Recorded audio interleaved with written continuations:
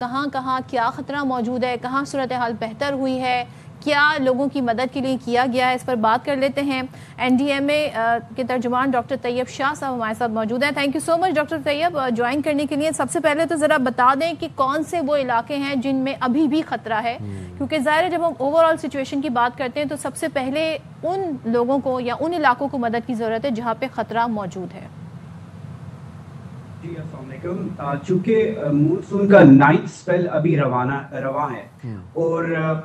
एक active weather system right now again Pakistan के इन्हीं रीजन्स को इफेक्ट करेगा, जिसमें नॉर्थ ईस्टर्न यानी शुमाल मशरकी पंजाब, आजाद जम्मू कश्मीर और upper catchment area of Sutlej river, Ravi river और जो चिनाब रिवर है। यानी इस वक्त पाकिस्तान के अंदर पूरा Punjab right now under danger है। वी कैन नॉट से कि अभी खुदा ना खास्ता कोई सिचुएशन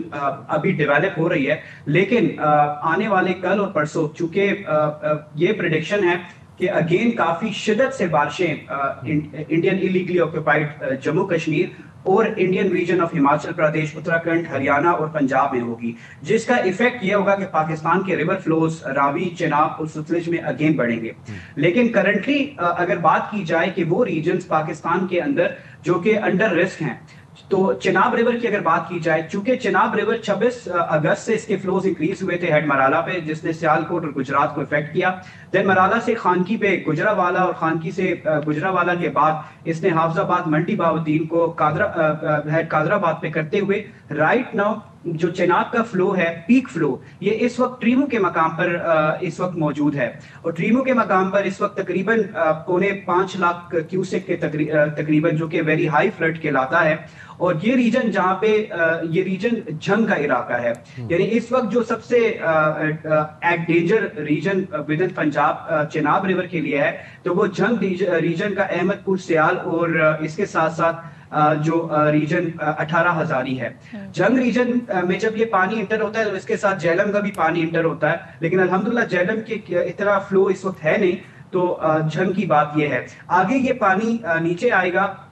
तो इसके अंदर रावी का रिवर भी शामिल हो जाएगा खानेवाल के पास। और अगर रावी रिवर की बात की जाए, रावी रिवर चूंकि जसर के मकाम पर फ्लोज अब लोग से नॉर्मल की तरफ चले गए हैं और नारोवाल का रीजन, और इसके बाद शाहदरा में भी इसने अपनी पीक तकरीबन 2.5 लाख पकड़ी और लाहौर के रीजन को इसने इफेक्ट करते हुए अब नीचे बलोकी में साहिवाल और टोबा टैक्सीम को इफेक्ट करते हुए अब ये फ्लो जो है ये सिदनई के मकाम यानी खानेवाल के रीजन की तरफ इसका अभी दबाव पड़ चुका है। यानी एट डेंजर राइट नाउ जंग फॉर चिनाब रिवर है, खानेवाल फॉर रावी रिवर है। लेकिन खानेवाल पे एक और भी स्ट्रेस ये होगा कि खानेवाल में, जो कि कल शाम तक हम एक्सपेक्ट कर रहे हैं कि जब खानेवाल और पे चिनाब रिवर और रावी रिवर का पानी दोनों मर्ज करेंगे तो उधर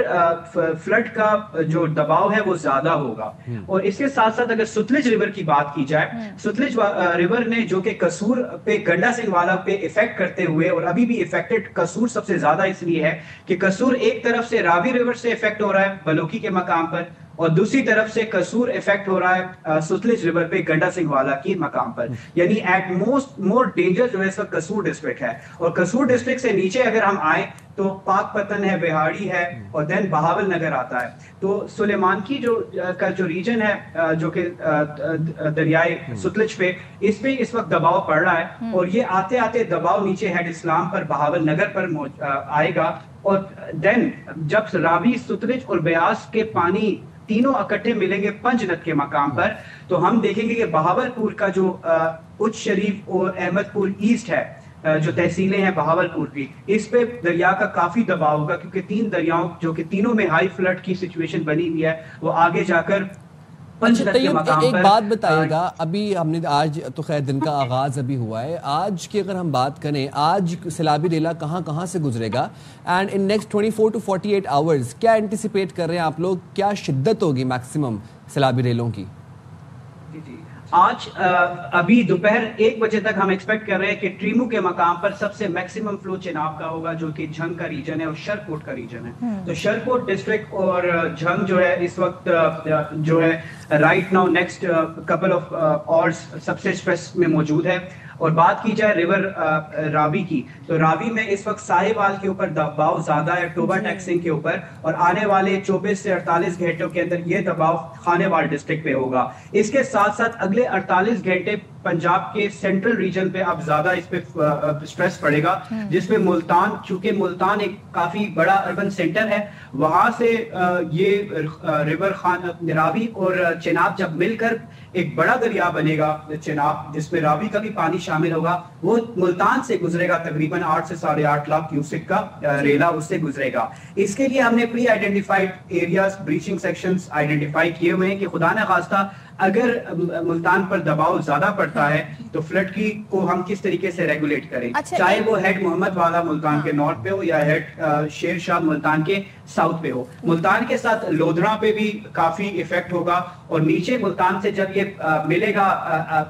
रिवर सतलज के साथ, तो बहावलपुर और रहीम यार खान, ये वो रीजन है जहाँ पे अगले 3 दिनों में दबाव ज्यादा पड़ेगा। अच्छा जरा और सिंध का भी बता दें कि सिंध में ये कब दाखिल होना है सैलाबी रेला? जी मैडम, सिंध के लिए क्योंकि हम ज्यादा इस वक्त वरीड इसलिए हैं कि सिंध में सारे दरियाओं का पानी जब कम्युलेटिव होगा वो सिंध में दाखिल होगा। हम एक्सपेक्ट कर रहे हैं कि 6 सितंबर की शाम या 7 सितंबर की सुबह ये पानी एक बड़े रेले की शक्ल में दरियाए सिंध की में से गुड्डू के मकाम पर कश्मोर, घोटकी, इसके साथ साथ मीरपुर मथैलो और कंटकोट, जो कि सिंध के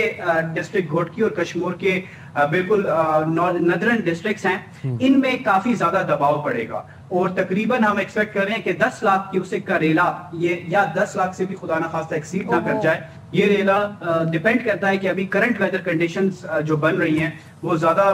राजनपुर के हिल टोरेंट्स को एक्टिवेट ना कर दे, या